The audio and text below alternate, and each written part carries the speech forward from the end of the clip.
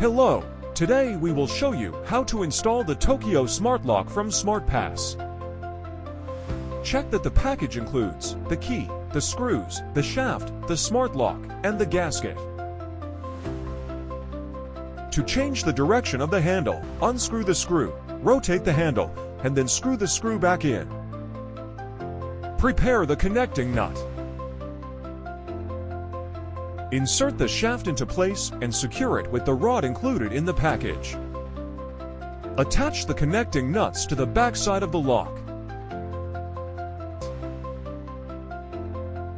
Check if the arrow on the spindle is pointing downward. Attach the gasket to the back of the smart lock. If the smart lock does not cover the holes from the previous lock, it will be necessary to use a cover plate. It may be necessary to drill additional holes in the door, approximately 2 centimeters in diameter. Place the front plate of the smart lock on the door.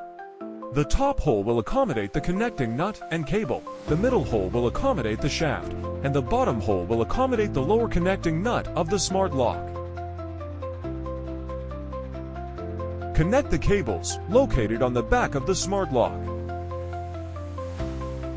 Place the inner part of the smart lock on the door and secure it with screws. The Tokyo, Osaka, Malaga, and Zurich Smart locks should be installed in the same way. Insert the batteries. If the lock makes a sound, it is working, and you can then place the cover over the battery compartment.